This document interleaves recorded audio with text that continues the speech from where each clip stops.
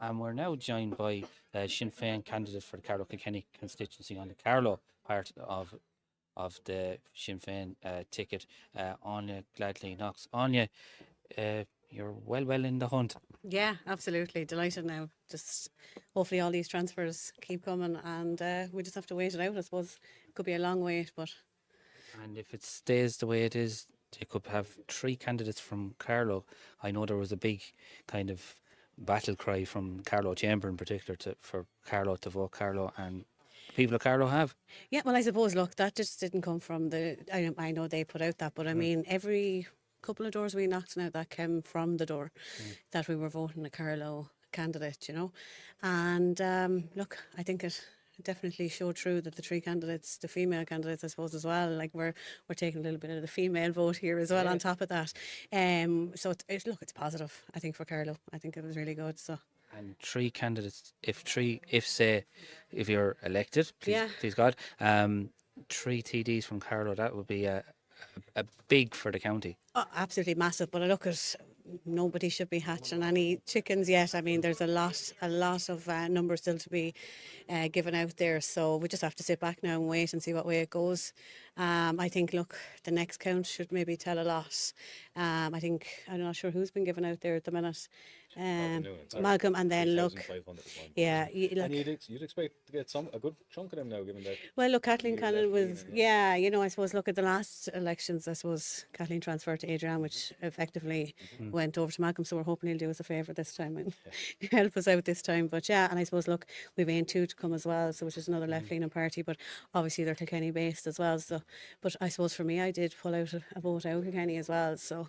Yeah. I worked in Kilkenny for 20 years. It's all different. I was a beauty therapist, so I worked in loads of different salons across. So I know loads of women out there. So they were definitely out there. But I do think I have lots of family down around Slieve Road, and I mean for me, like I suppose the Gladney name was a kind of it carried serious weight across the constituency. Yeah, plus your dad is a councillor in Bagnallstown. He retained his seat at the last local elections. You ran as well. You didn't get to win a seat. What's it like kind of within the space of 6 months going from a local into a general election? Well, look, I suppose for us, obviously, we had not a great election, or a local election, but for me it was more of a feeler, a tester. I only came in with 3 weeks left to the campaign, literally, and we weren't canvassing for once for myself. We wanted to protect his seat, but we just wanted to kind of maybe see what way it was going to go, just get the name a little bit out there, and I still got over 200 and something first preference for not even asking for them. So look, look, I really enjoy. For me, I love canvassing. I know other people don't. One of my friends, Claire, just literally said to me, "God, I'd love to be a canvasser now." We just, I know, but some people don't, and we just we love doing that. And for me, I suppose, look, it came across. People are like, "Oh, I saw your poster," and but then they're like, "Now it's great to actually meet the person." And for me, that was really good to interact with people at the doors. I love, I'm just a people person. I love interacting with everybody. Or interacting with people on the doors. What were the issues that were coming up a lot? To be honest with you, look, I suppose obviously there was the housing issues and nationals, but a lot of it is what's going on inside their home. It could be something very personal, like a medical card, or it was very much kind of what's going on at number one, and then they, that was their as local as you can get. Absolutely, definitely for me, that's what I really got through it. And then there's obviously some people will be just saying, no, look, and the message of a change that kind of came across as well. But we had and obviously you're going to meet a lot of people that weren't home. Like we were getting out at 11:30 in the morning, we were staying out then and come home for the school run and back out again at 9 o'clock at night, so we weren't at home, but you were definitely getting a morning time for us. We found we were getting a lot more people in. So it was actually, and obviously different areas, but we were getting to meet a lot of people from that 11:30 mark up till about with the fact of being a winter election, you only had a certain window to canvass. Yeah, well, that's it. I suppose for us, the 3-week campaign, but I think we've ran a really, really good, positive campaign, and like that, I suppose people got to, for me, I suppose people were saying, it's great to see somebody grassroots that is very local, and really relatable. And I think that's what came across. And the fact that Andy is obviously sitting councillor is as well, and I've been working with him for 10.5 years, and we've been doing a lot of work. You have an office there in Bagnallstown. It's a very busy one there across from Frankie Dale's pub, which is a great spot for food, by the way. Little plug in for Frankie, he'll be delighted. No, he is, and yeah, no, definitely the office is very busy there, and like I would have been in there with Andy a lot, like, and I suppose for me, this is the first time I've maybe stepped out of his shadow a little bit and onto my own 2 feet again. So look, at whatever happens today, but I'm absolutely thrilled with what came out. I think I was a bit of an underdog, and that was what people were saying. They're running 2 candidates, nobody knows who they are. I said Sinn Fein were, I think I was looking at one newspaper during the amber zone, but it's not but definitely between the two you will win a seat. Well, look, it's looking like that. Which way it'll go is down to what happens here now. But look, I'm happy with the way it goes. I'm sure Natasha's delighted as well. But look, again, it was a heavy baton to be passed on to us from Kathleen. But it was one that we were willing to step forward and take. And I think we've really held our own. We've ran 2 really good campaigns. And we were delighted. Absolutely. Good. I'm going to hand you over to my colleague Paidi Manning, who's studying numbers very, very studiously. Paudie's studying numbers because Paul keeps asking the questions I'm thinking of it. And I'm like, Jesus, what will I ask now? So I'm actually internally, I'm panicking internally. But so we'll go back maybe to the count or the local elections. Because I only found out that you were running, I was going to say against, but alongside your father in the locals. What did people say on the doors? You must have thought that was very interesting. Yeah, they loved it. The father-daughter thing really went down really, really well. But people were all like, in fairness, they were very committed to Andy. And they were like, we'll give him the 1 now and I'll give you the 2. And I'm like, that's what we want, that's fine. You know, and because look, the party, we're supposed to be looking at a 2 to 3 candidate. We knew it wasn't there. In fairness, we know our area, we know our constituency. And then I had kind of happily said, look, you stay going. You know, I'm happy with that. And then we had a chat like 3 weeks before, and he was like, listen, come on, put your name in, we'll do it. And I really enjoyed it though, and it was just such a memory to have for the 2 of us. I am a daddy's girl, and I'll put my hands up to that one. There's 6 of us, but everyone, the other 5 do be disgusted, like, you know. But no, we're very. They weren't allowed to run. No, they're like, get out, you're not welcome. No, but no, they're all down there. In fairness, every one of them, they're so supportive. And Dad is at home now; he's not well. So look, hopefully if things start looking a bit better, he might try come in for a little while. He got sick actually just at the start of the election campaign. So. Typical, isn't it? Yeah, well, yeah. Look, unfortunately for him, he's having to take a little short break out of the council as well. He got diagnosed with prostate cancer. Sorry, dear. Yeah. No, look, for him, look, I think he did come out. He was talking to one of the local papers about it. But look, it's the fact that he's so busy, but he has a trigeminal neuralgia of the face as well. You see, so it takes. I'm sorry. What's? So trigeminal neuralgia. It basically have 3 nerves into the face.